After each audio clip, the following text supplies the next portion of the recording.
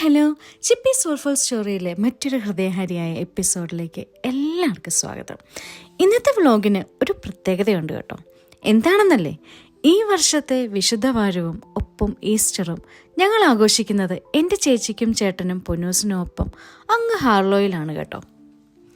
നാട്ടിലെ പോലെ ആകില്ലെങ്കിലും UK ദുഃഖവെള്ളി ശുശ്രൂഷയും ഒപ്പം അത് കഴിഞ്ഞുള്ള കയ്പും കഞ്ഞിയും ഒക്കെ ഇവിടെയുണ്ട്. അങ്ങനെ ഞങ്ങൾ 5 പേരും കൂടി ചേച്ചിയുടെ ഇടവകയായ ഹോളി ഫാമിലി മിഷൻ ഹാർലോയിൽ ദുഃഖവെള്ളി ശുശ്രൂഷ കൂടാൻ വേണ്ടിയാണ് എത്തിയത്.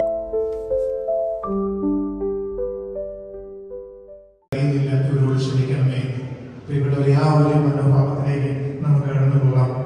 6 മണിക്കൂർ മുതൽ 9 മണിക്കൂർ വരെ ഭൂമിയിൽ നിന്നും അന്ധകാരം ആയിരുന്നു എന്ന് പറയുക. ഇവിടെ വരെ നമ്മൾ ചിന്തിക്കണം. ദുഃഖവെള്ളി ശുശ്രൂഷയുടെ അവസാനം ശ്രീവാചുംബനവും കഴിഞ്ഞ് കയ്പുനീര് കുടിക്കാനായി ഞങ്ങൾ പുറത്തേക്കിറങ്ങി.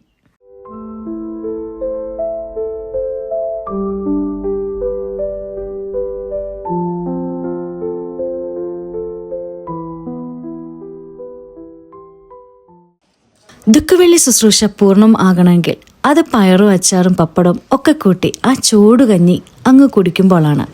നമ്മളിൽ പലരും അന്ന് ഒരു നേരമാണ് കഴിക്കുന്നത്.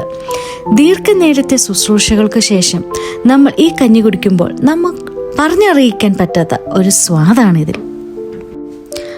പീഡാസന ശുശ്രൂഷകൾ എല്ലാം കഴിഞ്ഞ് വീട്ടിലേക്ക്.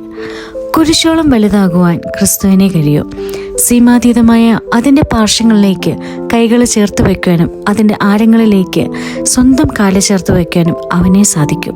കാരണം കുരിശിന് അവൻ്റെ സ്നേഹത്തോളം നീളമുണ്ട്. ഹൃദയഹാരിയായ മറ്റൊരു എപ്പിസോഡുമായി വീണ്ടും വരാം. ബൈ.